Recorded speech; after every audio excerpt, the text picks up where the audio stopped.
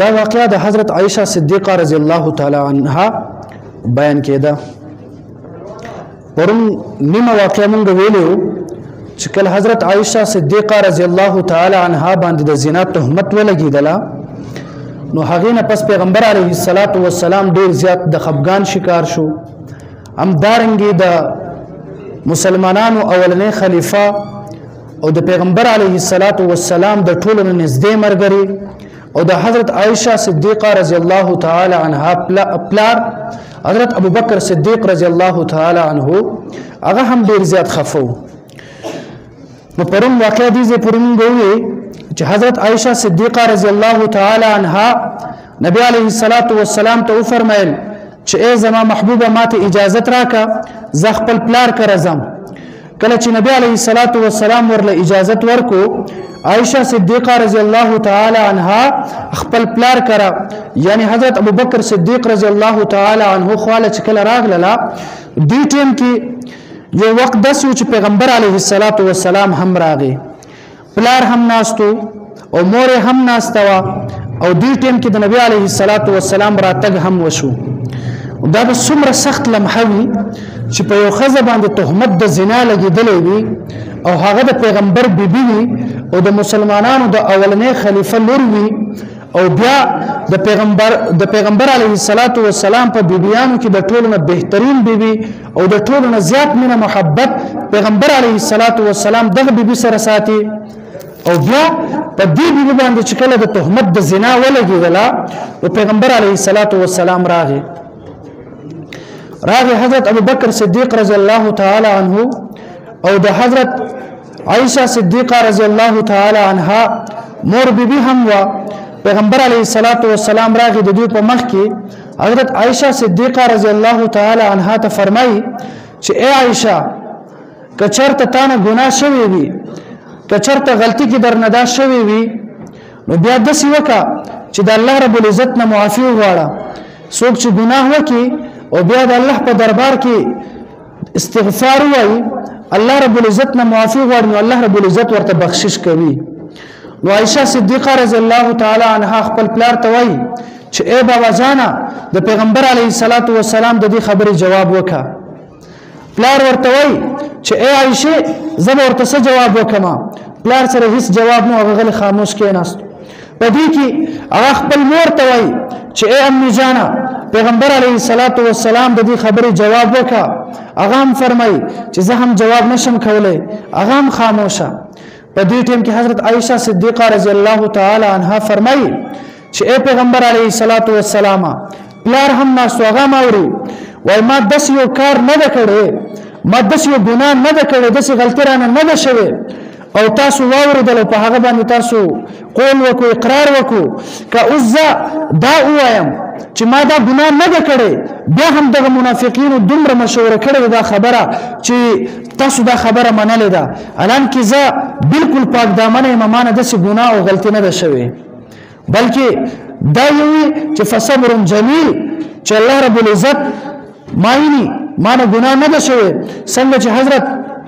یوسف علیه الصلاة والسلام پلار حضرت یعقوب علیه الصلاة والسلام چې د خپل زوی باره کې کم بد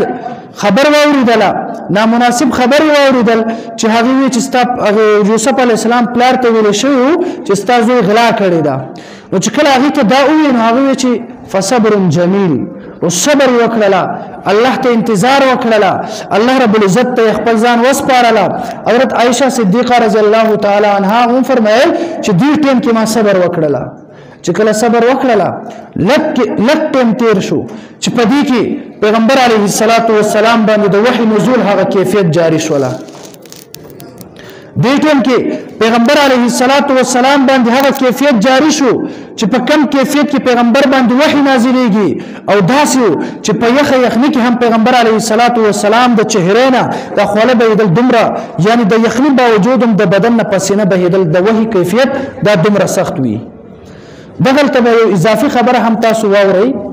چې کله قرآن مجید په پیغمبر علیه الصلاة والسلام باندې نازلېږي د قرآن دغه نازلېدلو په وخت باندې د پیغمبر باندې دومره سخت وي چې د یخني په دې موسم کې هم پیغمبر علیه الصلاة والسلام د بدن نه پسینه ځي. پیغمبر علیه الصلاۃ والسلام یو صحابي فرمایي چې یو ورځ پیغمبر علیه الصلاۃ والسلام دغه سر مبارک، پیغمبر علیه الصلاۃ والسلام دغه بدن مبارک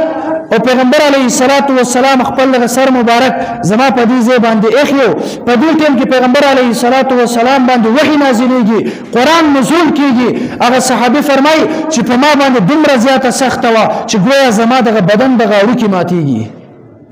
دومره سخته د وحی په دوران باندې پیغمبر علیه الصلاۃ والسلام باندې راځي. او موږ مسلمانان یو، نن زه مسلمان یم، زما لباس دا اسلامي نشته، زه مسلمان یم. دغه قرآن کې چې الله رب العزت څه فرمایي په هغه باندې موږ عمل نه کوو. دې قرآن کې چې الله رب العزت ماته کوم حکم ورکوي په هغه باندې ما ورته عمل نه کوو. او بیا موږ هم دا وایو چې پیغمبر علیه الصلاۃ والسلام سره به مخامخ کیږو، پیغمبر علیه الصلاۃ والسلام سره به د حوض کوثر په دغه موقع باندې زما او ستا سامنے وشي، ما ورته به څه جواب کوو؟ صرف دومره سوچ وکړئ چې آیا پیغمبر علیه الصلاۃ والسلام د حشر میدان چې کله ولګي او چې کله حشر میدان ولګي ټول انبیاء کرام هم تشریف فرماوي، فرشتي هم وي، ټول امتیان هم وي. او په دې ټیم کې الله رب العزت ماته आवाज وکي او تاسو ته आवाज وکي چې اے مسلمانه راشه دغه پیغمبر مخې دستا حساب کتاب به شروع کیږي او کیږي به هم دسي. موږ ټول وایو کنه چې حشر میدان شته که نشته؟ ټول وایي سم پچه وایي شته که نشته؟ حشر کې حساب کتاب به کیږي به کنه چې ما او تا ته حساب کتاب د پر आवाज وشي او پیغمبر علیه الصلاۃ والسلام مخامخ وي او زما استاد پیغمبر علیه الصلاۃ والسلام ته مخامخ کېدل وي او زما استاد د چهره او زما استاد لباس د پیغمبر په طریقه نه وي. د کوم پیغمبر چې زما استاد لپاره زید جهاد په میدان کې جنگيږي، د شهادت جامونه صحابه کرام نوش کوي او دغه پیغمبر چې د ټول دنیا د خلکو نه اعلی وي، هغه پیغمبر د جهاد په میدان کې زما استاد ایمان د سلامتی د پر جنگيږي او د پیغمبر تر حضرت حمزه رضی الله تعالی عنہ هغه بدن ټکړې شولا، حتی چې د پیغمبر علیه الصلاۃ والسلام دغه غاښ مبارک شهید کیږي، هغه په بدن باندې گزار لګي او د پیغمبر دغه غاښ مبارک شهید کیږي. زما استاد ایمان د بچاو د پاره، زما استاد د جنت د تلو د پاره پیغمبر علیه الصلاۃ والسلام دومره قرباني ورکړي وي. هغه پیغمبر چې کله حشر میدان هم ولګي هغه ته هم پیغمبر وای امتی امتی او امتی به څنګه وي چې کله زما استاد دغه تک پیغمبر مخې ته شما او تا باندې شرمېږو. امتی خو ما او تا یو کنه، ها ما او تا د پیغمبر امتی یو. الته پیغمبر علیه الصلاۃ والسلام فرمایي چې ای زما امتیا ستا دپاره ما څومره تکلیف برداشت کړی، ستا دپاره ما په ځان باندې څومره سخته برداشت کړی، ستا دپاره ستا د ایمان سلامتیا دپاره د دې دین دپاره او د مسلمانانو دپاره د حضرت پیغمبر علیه الصلاۃ والسلام په دغه بیبي مبارکه باندې د زنا تهمت لګي مسلمانانو. لکه چې کافرانو منافقینو چې کله حضرت عائشه صدیقه رضی الله تعالی عنها باندې د زنا تهمت لګولیو، دا ولی دا دی له وجنه چې هغه پیغمبر علیه الصلاۃ والسلام دا خلق اسلام طرف ته رابلل، پیغمبر علیه الصلاۃ والسلام دا خلق د جهنم نه منع کول، پیغمبر علیه الصلاۃ والسلام دا خلق جنت طرف ته رابلل. دغه خلکو اولنی چل دا وکړه چې پیغمبر علیه الصلاۃ والسلام دا مجنون دی، پاگل دی، لیونی دی. لیکن بیا هم خلق پیغمبر علیه الصلاۃ والسلام طرف ته راتلله. بیا دی خلکو کوشش دا وکړه چې پیغمبر علیه الصلاۃ والسلام ته قسم تکلیفونه ورکړه، لیکن پیغمبر خپل مشن په نه خوستله، دا خلک ایمان طرف ته راغله. بیا دغه خلکو سوچ وکړه چې په دې باندې هم نه کېږي چې موږ پاگل مجنون لیونی وایو. پیغمبر علیه الصلاۃ والسلام دعوت خو ډېر تیزی سره شروع دی، حتی دی خلکو دغه شان وکړه چې د پیغمبر علیه الصلاۃ والسلام د قتل دپاره منصوبه بندي وکړه. د پیغمبر د قتل دپاره دی خلکو یو پلان جوړ کړله چې دا پیغمبر به موږ ختم کو، دا قرآن به ختم شي، اسلام به ختم شي، خلک به د کافرانو دغه بوتانو پسې به روان شي واپس او دغه الله رب العزت د لارې نه د جنت د لارې نه به دا خلک واپس شي او د کافرانو په لاره باندې به روان شي چې موږ دا پیغمبر ختم کو چې اسلام دغه نام او نشان میټاو شي. بیا پیغمبر علیه الصلاۃ والسلام د قتل په دغه سازش کې هم داخلت د پیغمبر علیه الصلاۃ والسلام په دغه قتل سازش کې هم ناکام شولا. دیو بیا یو سازش وکړه چې موږ د پیغمبر علیه الصلاۃ والسلام له داسې طریقې سره به موږ تکلیف ورکو د مسلمانانو ته به داسې طریقې سره موږ د مسلمانانو د انتشار شکار جوړ کو چې د پیغمبر په بیبي مبارکه باندې به د زنا تهمت ولګو بیا دغه پیغمبر علیه الصلاۃ والسلام دغه کوم صحابه کرام چې دي دیو انتشار شکار بشي د پیغمبر سره د چا مینه وي د بیبي دغه الزام باندې د خلک به د پیغمبر نه منشي لیکن پیغمبر علیه الصلاۃ والسلام صحابه کرام هغه زما او ستا په شانتی نه وخا هغه چې څنګه په ځل کې څنګه چې په ظاهر باندې پیغمبر علیه الصلاۃ والسلام باندې ایمان لرل هم دارنګ زړه هم مضبوطو هغه د پیغمبر علیه الصلاۃ والسلام د بیبي باندې تهمت لګیدو نه پس هم پیغمبر علیه الصلاۃ والسلام سره هغه خپل تعلق ختم نکړل بهرحال دا هغه ایمان مضبوطو هغه دنه روحاني قوت دا ډیر زیات مضبوطو بهرحال پیغمبر علیه الصلاۃ والسلام حضرت عائشہ صدیقہ رضی الله تعالی عنها ته فرمایل چې اے عائشہ کچرته تا نه غلطی شوی وایا کنه شی دا الله رب العزت په دې ټیم کې چې لکه د خبرو نه پستیر شو الله رب العزت طرف نه په پیغمبر علیه الصلاۃ والسلام باندې وحی نازلېږي او په هغه وحی کې د پیغمبر علیه الصلاۃ والسلام د بیبي مبارک هغه صفای بیانېږي محترمو چې دا حضرت عائشہ صدیقہ رضی الله تعالی عنها دا بالکل پاک دامن ده دینه بالکل ګناه نه ده شوی او بیا الله رب العزت فرمایي دا کوم خلکو چې په دې باندې تهمت لګولې دي دوی د پاره الله رب العزت عذاب ورکړي او سخترین عذاب به د خلکو د پاره وي چې دغه تهمت ابتدا کړی دا هغه بیان الله رب العزت فرمایي ان الذين بشككم خلق جاءوا راغلل بالافك بتهمت سرا عصبه يودل منكم لتاسنا لا تحسبوه شرا لكم مغنی تاسو د خپل ځان د پاره بدا بل هو خير لكم بلکې دا غوړه تاسو د پاره لكل امرئ منهم هر یو کس د پاره لدیونا ما هغه څه اکتسب چې دروغ وي په دغه پروپاګاندا کې چې څومره حصہ واغستلا چې څومره اقرار وکړلا هغه پر الله رب العزت فرمای هغه پر دومره حصہ د من الاثم د ګنانا که یو کس ابتدا د تهمت وکړلا دې لپاره د سخترین د ټولو زیات عذاب بوي کچا اقرار وکړلا هغه لپاره به هم سزا وي الله رب العزت فرمای والذي کوم کس تولى زموار دي یعنی عبد الله ابن ابي کوم منافق چې ابتدا کړو تهمت چې لګولو کبره لوی تهمت چې چا لګولو منهم لدينا له عذاب عظیم دی لپاره عذاب او له دی لپاره عذاب به عظیم لوی بوي دی کې بیا پیغمبر علیه الصلاۃ والسلام دغه صحابه کرام دی کې هم با صحابه کرام دسو چې هغه هم دغه غلطي شکار شولا دلته به تاسو یو مسله زده کړئ یو مسله تاسو په زده کړئ یو خدا دا چې کله کله مونږ ناپوه خلک یو سره زما مونږ د دین اسلام نه خبر نه او کله کله مونږ په غوسه کې راشو یا دغه شان په خبرو کې راشو یا مونږ یو غلطي وشي نعوذ بالله مونږ د څه خبرو کې چې هغه کفر کلمه وي کله کله تاسو وایي کنه چې ما نه یو غلطي وشي زه خو انسان فرشته نه هم دا ګناه شوی دا د څه وایي کنه وایي خلک ټول وایي چې موږ خو انسانانو د فرشتو نه هم غلطي کیږي دا خبره د قرآن او د اسلام خلاف دي محترمو دا خبره چې څوک کوي د مسلمانیت سره تعلق نه ساتي دا بعضی خبرې په معاشره کې ډیر زیات مشهور وي لیکن د اسلام خلاف وي فرشتي هغه بالکل غلطي نه کیږي هغه بالکل ګناه نه کیږي او دلته به دومره مسله تاسو د زده کوي چې غلطي د صحابه کرامو نه هم کیږي صحیح ده او کله کله زمونږ معاشره کې مونږ دا خبر هم کوو چې مونږ خلا د دې زمانه خلکو پیغمبرانو نه هم ګناه شوی ده پیغمبر صحابانو هم ګناه شوی ده نو دغه دې خبره ته مونږ ډیر زیات سوچ او فکر وکړو د پیغمبر د صحابه کرامو نه غلطي کیږي د پیغمبر د صحابه کرامو نه ګناه شوی و لیکن د پیغمبر د صحابه کرامو هغه ګناهونه هم هغه زما استاد پر الله رب العزت د رهنمایي او زما استاد پر الله رب العزت هغه یو سبق ما او ته ګرځوي د هغه ګناه په وجه باندې الله رب العزت ما او ته یو قران کې آیتونه نازلوي لکه څنګه چې تیر شو د رجم د سنگسارولو د آیتونه یو صحابي زنا وکړه هغه سنگسار کړو شو ما او ته الله رب العزت دا پیغام ورکړه چې څو ګناه وکي هغه سنگساریږي با هغه برجم کیږي د پیغمبرانو نه دا مسله زده کې محترمو ډیر تعلیم یافته خلک وي اکثر اکثر ډیر زیات ایجوکیټډ خلک وي لیکن هغه چرته څه کتابونه مطالعه کړي وي کتابونو کې خور سوي دا کتاب د يهوديانو هم دي د عیسایانو هم دي لیکن په کتاب کې تمیز او فرق کول دا ډیر مشکل چې دا کتاب د چا دی څنګه لیکل شوی دی بعض کتابونو کې بعض گمراهانو داسې خبرې کوي چې د اسلام او د دین خلاف وي هغه دا پروپاګاندا هم کوي چې پیغمبرانو نه ګناه شوی دا خبره هم د اسلام او د دین خلاف دی د پیغمبرانو نه ګناه بالکل نه ده شوی پیغمبرانو نه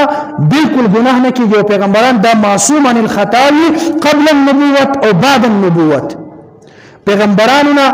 د پیغمبرونو مخکې هم گناه نه کیږي او د پیغمبرونو وروسته هم گناه نه کیږي که کل یو کس دا وي کدی په غلطي کې هم ویلا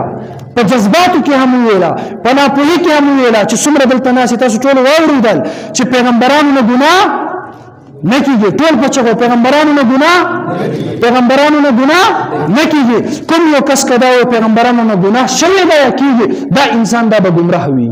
صحیح ده دا مسله موږ زده کړله نو زموږ د دې خبرې مقصد او خلاصه سوا د دې خبرې مقصد او خلاصه دا و چې موږ کمزور یو کله کله موږ غلطي وشي او ګناه وشي موږ په جذباتو کې راشو چې مرزه خلا وسنه انسان فرشتونه هم غلطي کیږي نو کله کله داسې وایو دا خبره بالکل غلطه ده او کله کله داسې په معاشره کې داسې خبرو لمونږ خیال وساتو صحیح ده کنه ان شاء الله او د دې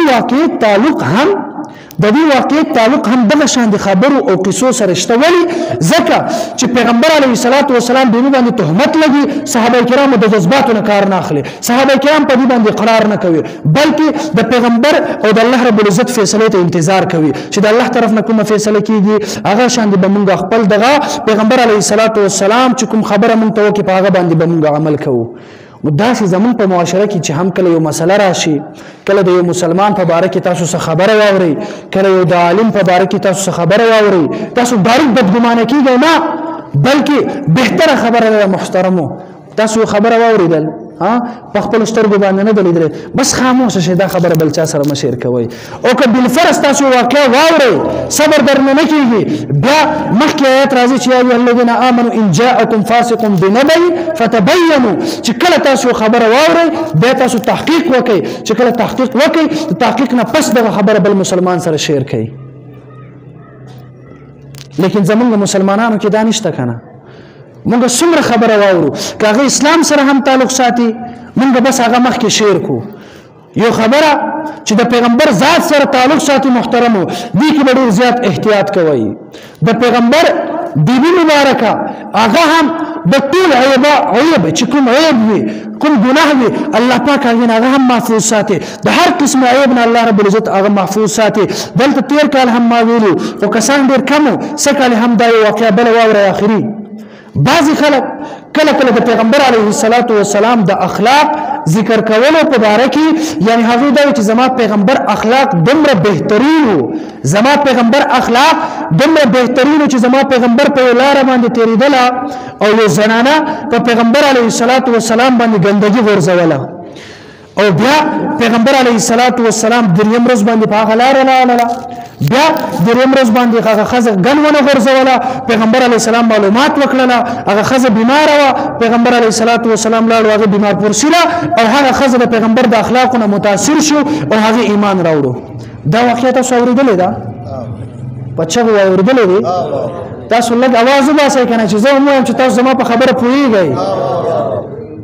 هغه یو کسو کنه نو داسې چل کوو چې هغه سبق یادو نو موږ په دې سبق کې داسې ګډ وړي غوندې کې تاسو په نظر کې ګډ وړي ښکاري کنه لکه ضرب یضرب ضربا فهو ضارب وضرب یضرب ضربا دا زموږ سبق وي نو دای کس دا سبق یادو دي ته نه یادو نو دې داسې چل وکړل چې لاړو یو چیلو نه چیلو بيزا هغه د دوه غوګونو اونې ولا هغه ته یو غنټه دغه سبق وي چې ضرب یضرب ضربا فهو ضارب بیا هغه پرې خوستو نو هغه بيزا به سر دسي کړل او دې کس ورته چې په هانه شو بیا به د غوګونو اونې ولا نو چې کله هغه بيزا کله مش ولا حلال کله چې وکتل نو هغه په سر کې دغه مازغه بالکل وچ شوی او اصل چې تاسو د خبرې کوم او تاسو اصل پوهیږئ نه نو بیا فائدہ نه کوي چې تاسو په خبرو پوهیږئ نو بیا زمان فائدہ او تاسو هم فائدہ تاسو په خبرو پوهیږئ خو ما څه خبره کول ما نه هیر شو دا خزلې خبره ښه نو ما دا خبره کوله چې پیغمبر علی اوده خاطول بس کومه تاسو ټول اوده پیغمبر علیه الصلاۃ والسلام چې کله د خزه بیمار پرسی وکړه خزه متاثر شو اسلام راوړو دا خبر د اسلام او د دین مکمل خلاف دی محترمو زما پیغمبر صفت کی دا ټول قران مجید دا ډک دی د پیغمبر اخلاق داسې بیان کړي چې څنګه الله پاک بیانوي وانک لعلى خلق عظیم د پیغمبر صفت داسې بیان کړي چې الله رب العزت د پیغمبر د غاښونو په باره کې فرمایي یاسین د پیغمبر د مخ په باره کې فرمایي والضحى د پیغمبر د زلف په باره کې فرمایي واللیل اذا سجى د پیغمبر علیه الصلاۃ والسلام د مقام په باره کې فرمایي ورفعنا لك ذکرک د پیغمبر علیه الصلاۃ والسلام د مرګري په باره کې فرمایي اولئک هم المفلحون حتی چې د پیغمبر علیه الصلاۃ والسلام چې په کوم خار کې اوسېږي دا خار په باره کې الله رب العزت فرمایي لا اقسم بهذا البلد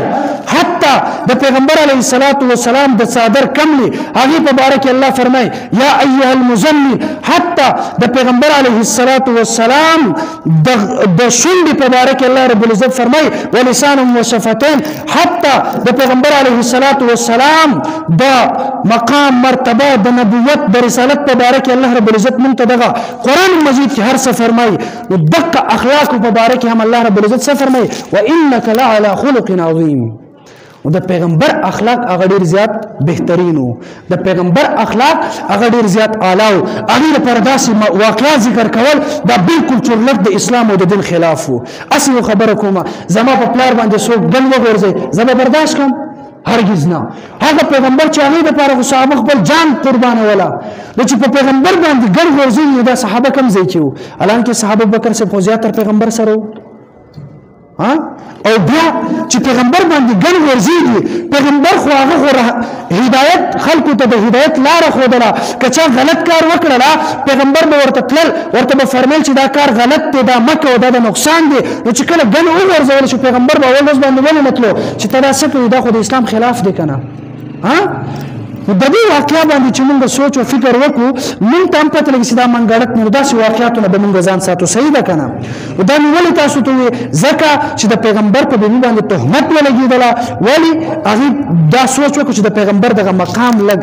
د خلکو په نظر کې د لګ خراب شي لیکن الله پاک هغه ته ډیر مقام ورکړو د خلکو په وینا باندې نه خرابېږي هم دارنګ دغه روایت دا هم د اسلام دشمنانو جوړ کړی وي چې د پیغمبر نعوذ بالله غا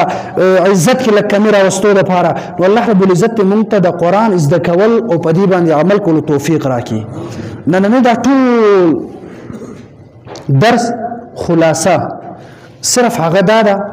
چې کله هم تاسو د پیغمبر په باره کې د اسلام په باره کې د انسان په باره کې د مسلمان په باره کې یو خبره واورئ په هغه به عمل نه کوئ کني تاسو که عمل هم که تاسو په زړه کې دا خبره وکړله چې او دا کس صحیح وای د بل مسلمان په باره کې بدګماني وکړله بیا هم درته ګناه ملاویږي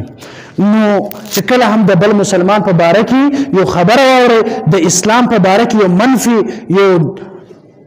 منفي یو خبره واورئ نو تاسو هغه مه منئ بلکې بس الله ته وسپارئ صبر وکړئ په هغه باندې ستا بچي په باره کې څوک شکایت وکړي ستا اولاد په باره کې څوک شکایت وکړي ستا په خپلوانو کې چا په باره کې څوک شکایت وکړي بدګمانه کېږه مه بلکې فصبر جمیل صبر وکړه الله به هر څه اشکاره کوي صحیح دی انشاءالله چې کومه خبره مونږ واورو هغه به الله رب العزت د فیصلې راتلو پورې به مونږ هغه ته صبر کوو الله رب العزت دې مونږ ته د عمل کولو توفیق راکړي آمین الحمد لله رب العالمين والصلاة والسلام على سيد الأنبياء والمرسلين اللهم إني أعوذ بك من فتنة المسيح الدجال اللهم إني أعوذ بك من فتنة المسيح الدجال اللهم إني أعوذ بك من فتنة المسيح الدجال اللهم صل على روح محمد في الأرواح اللهم صل على جسد محمد في الأجساد اللهم صل على قبر محمد في القبور وصلى الله تعالى على خير خلقه محمد وعلى آله وأصحابه أجمعين برحمتك يا أرحم الراحمين.